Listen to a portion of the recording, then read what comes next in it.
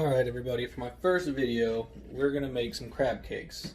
Now, I'm different than some of you.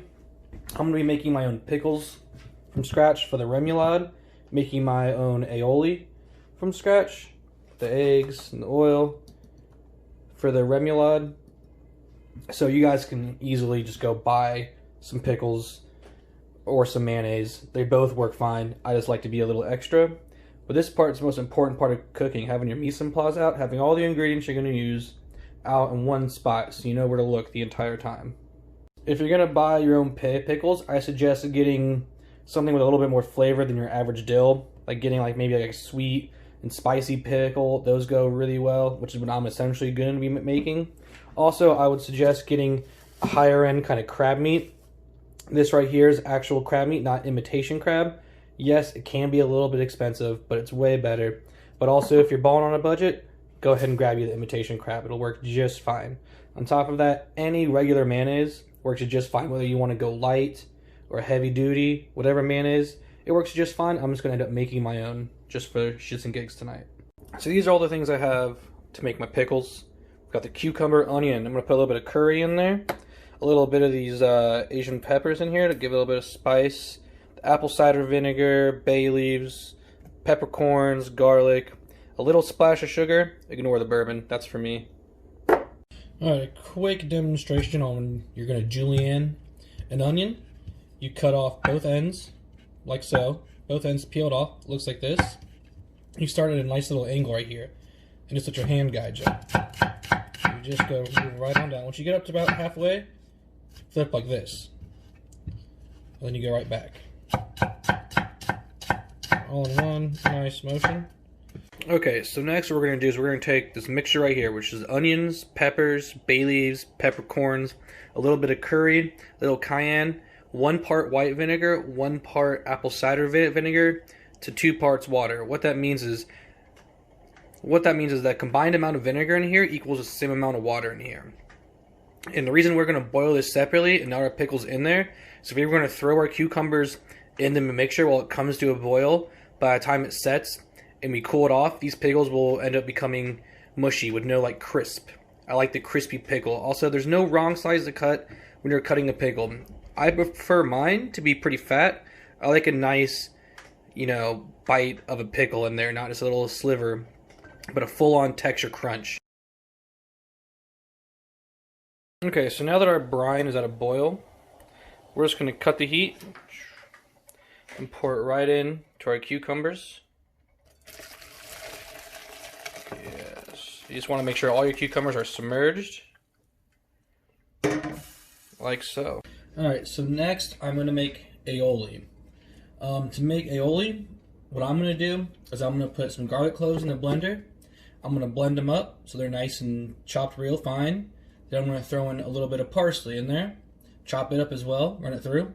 And then I'm going to separate egg whites from egg yolks. And then once I get enough egg yolks, I'll probably do 5 of them, 5 egg yolks.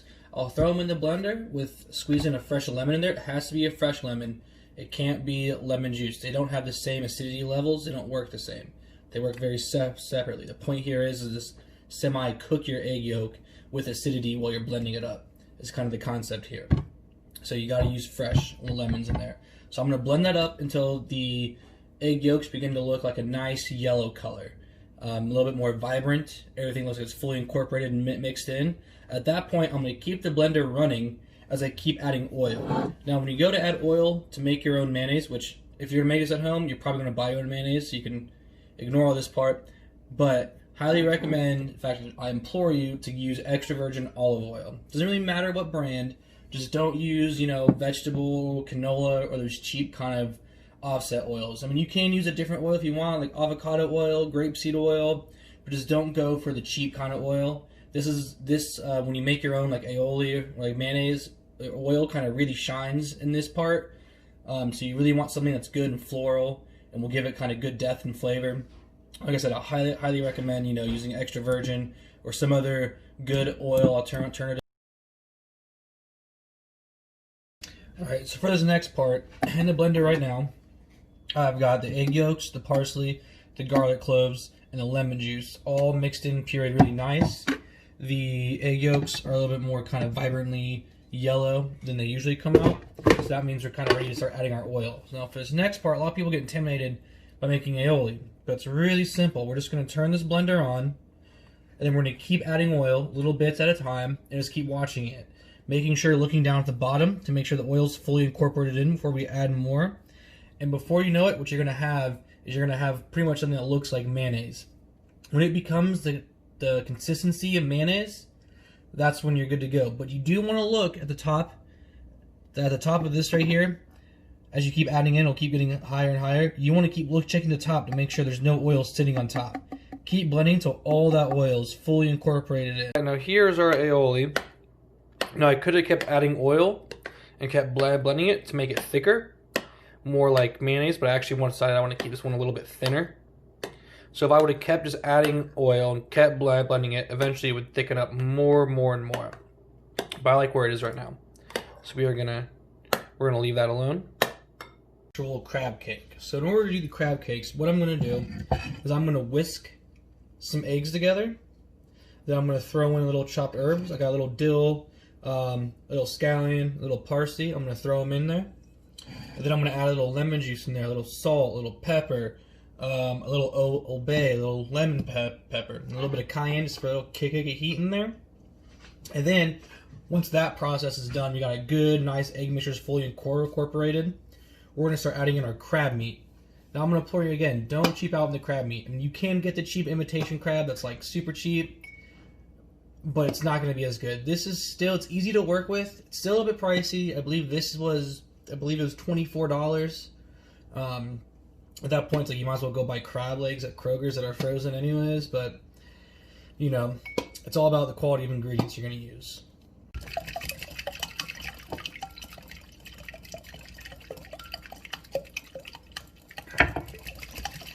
Alright, it's crab cake making time. I got my egg mix right here, my aioli, the seasonings I want, a little bit of stone ground mustard because I really like to add that. I think it brings a nice touch to the whole thing. I got some chopped herbs. It's just some scallion, some parsley, and some dill. And this is my canned crab meat, which honestly is looking a little bit sadder than what I originally thought it would look like, but that's okay.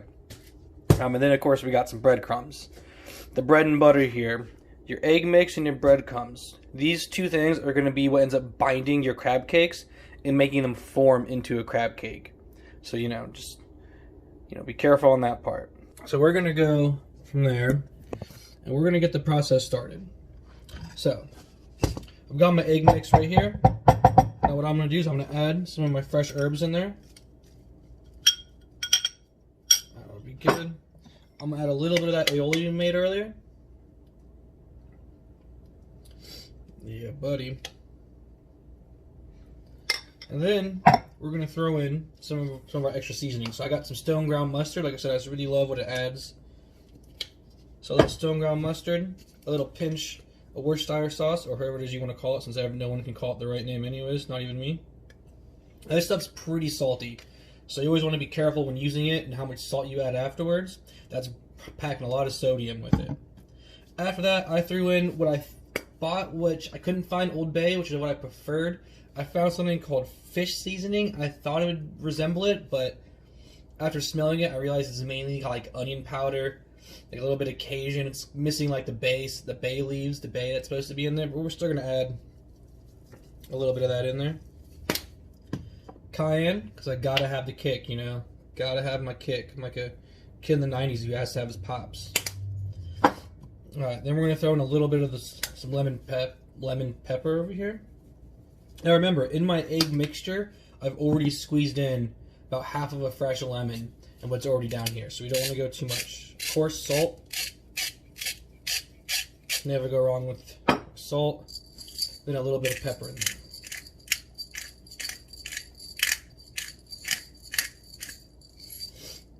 And next, we're just going to mix all that up. Now, I've already mixed my egg yolks pretty well. So now we're just making sure we get all the ingredients everywhere we need. Alright, so then comes the next part. The next part is going to be adding our crab meat. Now when you add the crab meat, this feels a little bit different if you're using fresh crab meat or even like some of that imitation crab.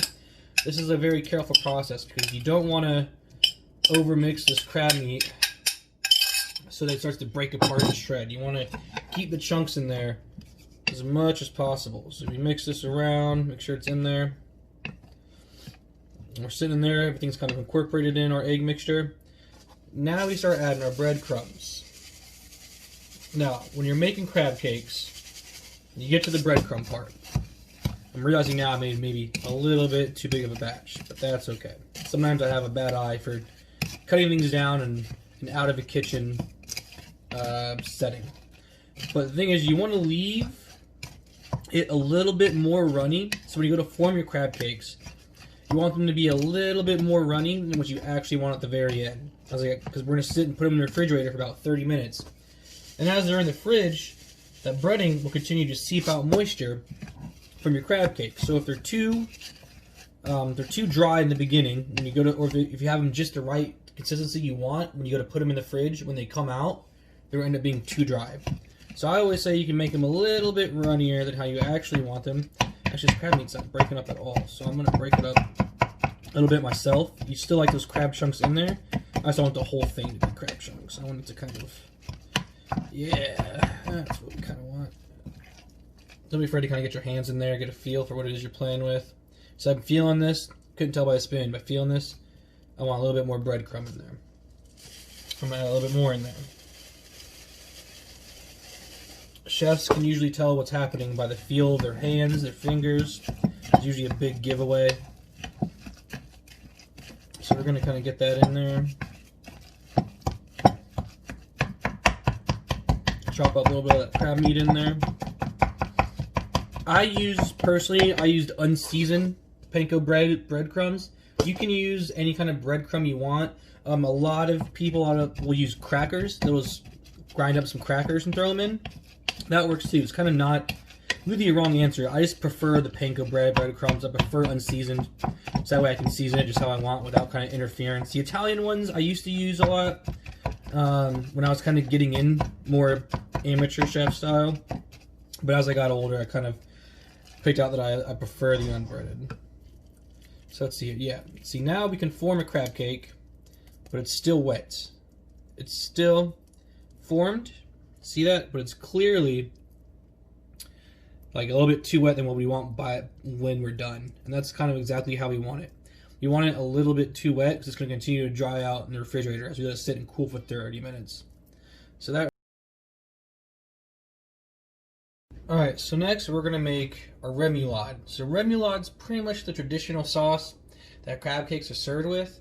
I've seen it go with other things, kind of like more of a mustardy based sauce, which I actually enjoy, so I'm going to incorporate a little bit of that stone ground mustard I was talking about earlier into our remoulade. So to make our remoulade, what we're going to have is we have some of that aioli that we made earlier, or just plain mayonnaise if you want. You can start right off at plain mayonnaise. And we're going to take some of the pickles we made earlier, which once again, you can just bought store-made pickles if you want. This one here's how our pickles kind of turned out, nice, thick, pickleized. They're not as spicy as I was hoping. I should have added a little bit more pepper to them, but that's okay. We're going to add some of that spice into our remoulade to kind of bring it up like I want to. So, what we're going to do is we're going to take some of our pickles, and we're just going to cut them down. Once again, this isn't like a, 5-star restaurant here. This is my house, so they don't got to be perfect sizes. They're going to be rough chopped, kind of more or less whatever size you kind of feel like having your pickles at. I like them a little bit more bigger because I prefer kind of like that texture, that crisp crunch from a bigger size of pickle, than opposed to that kind of gets lost in, like if you added like relish or something, kind of gets lost in there. So we're going to throw some of our pickles in there and mix it around. Judging by how it looks right now, I think I'm going to add a little bit more pickle in there. Now the thing I like about cooking in general is that there's not really a right or wrong answer. It's kind of just like however you prefer it. Like there is no right or wrong here. It's however it is you think it tastes good is the right answer. So we're gonna take the rest of that. We're gonna throw it in there. Yes. And we're gonna mix that around in there. Now that's looking more kind of how I like it, more kind of chunky and whatnot. So we're gonna add some of our, little crazy ingredients out here. So my friend Randy Rourke is making his own hot sauce. So I'm gonna add actually his hot sauce to his remoulade. Now usually you would add a little bit of hot sauce in here, like whether it be Valentina, which I say is a good one. Big fan of Valentina. Or so if you want something a little bit hotter than that, by all means you can feel free. It's got a little pulp in here. There we go. Kind of free up the airway out here.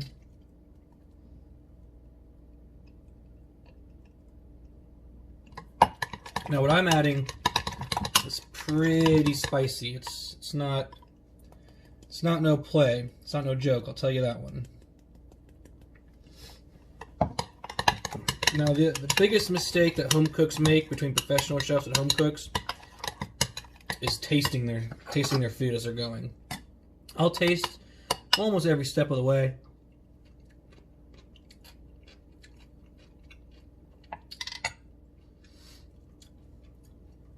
It's good, but it needs to call a couple things. For starters, a little more bam, a little more oomph. This is our stone ground mustard I was talking about earlier.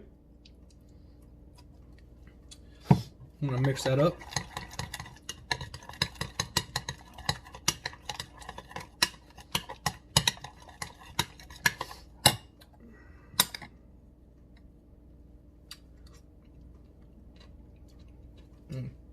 That is coming out pretty freaking tasty. I'm gonna add a little bit more pickle in there simply because with all the liquid I added, it became a little bit too thin, what I would say. So I'm gonna add a little bit more in there, kind of. Oh man, that's really good. Tell you what, Randy, you did a pretty good job of that hot sauce. That's really making this remoulade right now. It's really taking it up another little notch. The acidity from pickles, the acidic oomph from pickles in there, and that hot sauce it's good. Normally, I would tell you you wouldn't want to light up anybody with a crab cake, but if you know me, you know me well enough to know that I have a very unhealthy addiction to spicy food. I just can't live without it.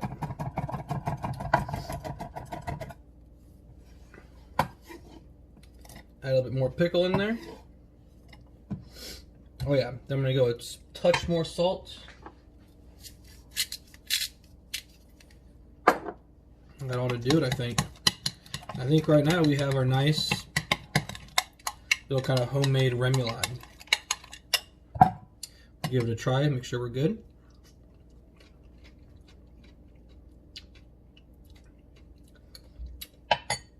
Oh man, that is good. Probably, I would say, a bit too spicy for most of you guys, but for me personally, which is who you're gonna cooking for, is for you. For me personally, it's good. Everyday cook who doesn't, if you don't like spice a whole lot, I'd recommend using like a really heavily vinegar-based, maybe Tabasco, a couple splashes in there, a little Valentina, another good one, a couple splashes in there, not much. It's enough to get a little bit of punch, but not melt your mouth off. Alright, so I just got done cooking the crab cakes, if you can see. Look at that nice layer, crispy on the outside. Oh yeah. So when I do that, usually I put oil in the pan, I turn the heat on. I don't want the pan to get super hot first. You don't want it to be cold, but you don't want it to be hot. Kind of like a medium temp. You want them to sizzle when you put it in the pan, but very little, because you want to cook the middle of it. If it's too hot, when you start it in, it's immediately like sizzle and browning the skin. You're going to have a nice crisp skin on the outside, but cold middle. So you want to throw them in the pan, like I said, a nice kind of like medium heat where it sizzles a little bit in the pan, but it's not immediately like dropping bacon in a hot pan. You know what I mean? You want it lower than that. For plating here, I've got a couple of different styles. I got kind of your normal plate and a bowl, both of which just have some leaf lettuce kind of for a garnish. And we added that heat and spice earlier, and some of that's going to help like tone that down a little bit. So, I also got, for a couple garnishes, I've got some tomatoes, heirloom tomatoes. We've got a little bit of dill we're going to put on top. A lemon wedge we're going to put on the side. And we've got our remoulade that we made earlier. That's going to go right on top of the crab cakes. So, we're going to take our crab cakes. And we're going to set them on the plate. Like I said, this is plating. There's not really a right or wrong way here.